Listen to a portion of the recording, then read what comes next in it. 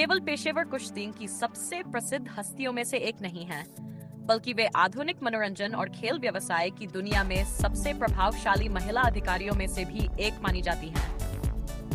World wrestling entertainment यानी WWE के विशालकाय साम्राज्य में पली बड़ी स्टेफनी ने केवल अपने पारिवारिक नाम के दम पर पहचान नहीं बनाई, बल्कि उन्होंने खुद को एक बेहतरीन ऑन-स्क्रीन परफॉर्मर, दूरदर्शी एंटरप्रेन्योर, रणनीतिक कॉर्पोरेट लीडर और समाजसेवी के रूप में स्थापित किया। उनके जीवन, करियर, ऑन-स्क्रीन ड्रामे और पर्दे के पीछे की व्यावसायिक रणनीति से जुड़े दर्जनों ऐसे तथ्य हैं जो आम कुश्ती प्रशंसकों की नजर से अक्सर दूर रह जाते हैं।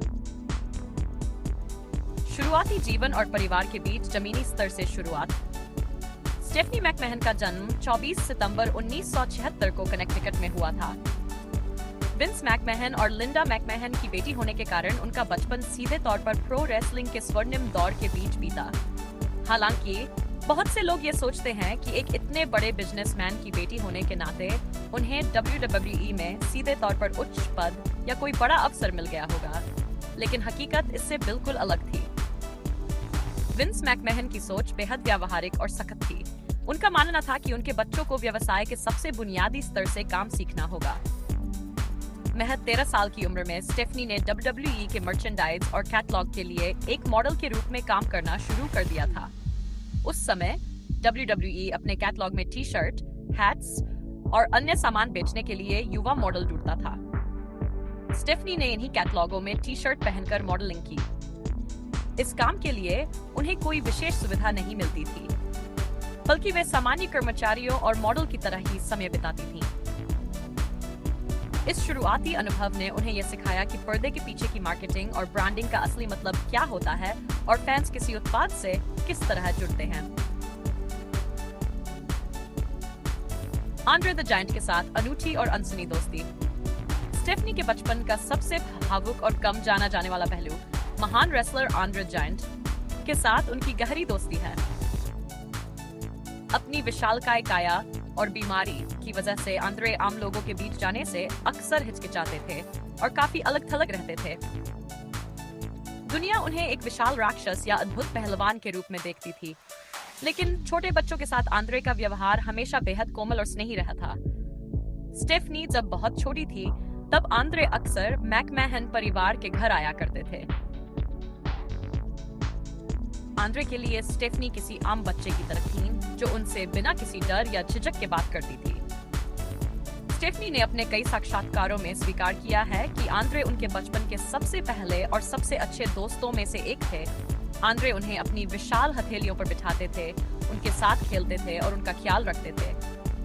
जब भी आंद्रे टूर से वापस आते थे, वे स्टेफनी के लिए कोई न कोई छोटा उपहार जरूर लाते थे।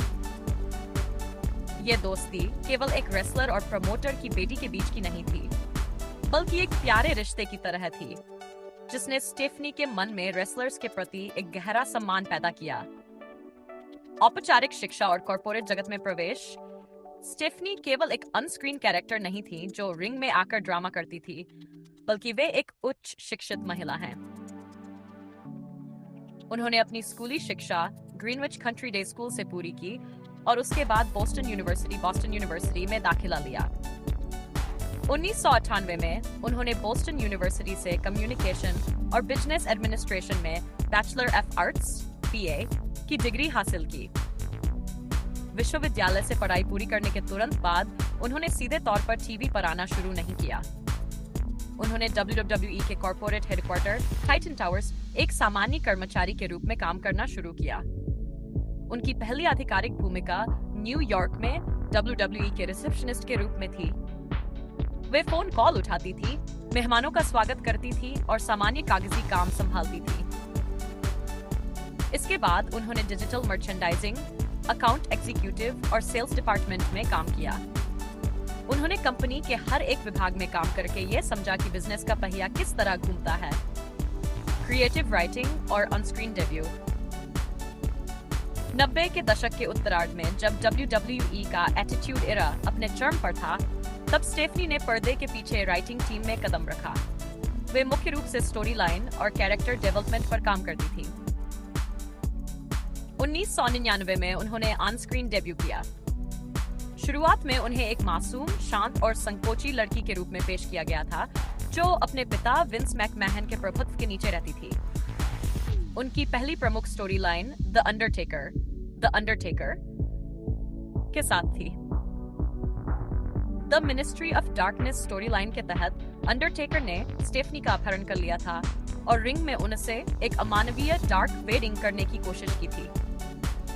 इस स्टोरी लाइन को बेहद विवादित लेकिन बेहद सफल माना गया, जिसने स्टेफनी को रातों रात टीवी का सबसे चर्चित चेहरा बना दिया।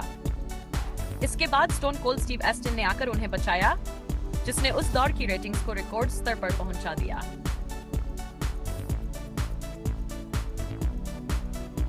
ट्रिपल एच के साथ वास्तविक प्रेम कहानी और शुरुआती पारिवारिक विरोध। स्टेफनी मैकमैहन और ट्रिपल एच की प्रेम कहानी प्रो रेसलिंग इतिहास की सबसे प्रसिद्ध कहानियों में से एक है, लेकिन इसके पीछे की सच्चाई उतनी ही जटिल थी।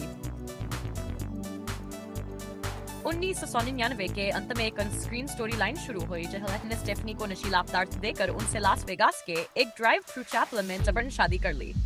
इस स्टोरी लाइन के दौरान दोनों ने ऑन स्क्रीन काम करते हुए बहुत सारा समय एक साथ बिताया। साथ काम करते करते उनके बीच ऑन स्क्रीन के मिस्ट्री असली प्यार में बदलने लगी।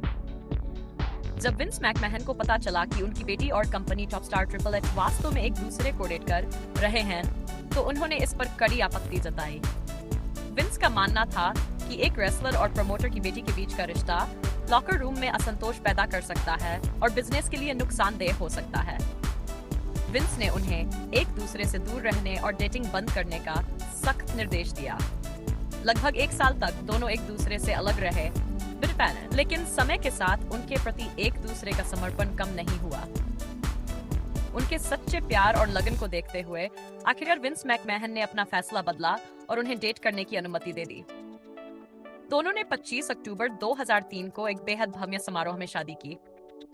आज उनकी 3 बेटियां हैं, ऑरोरा रोज, मर्फी क्लेयर और वॉन एवलिन।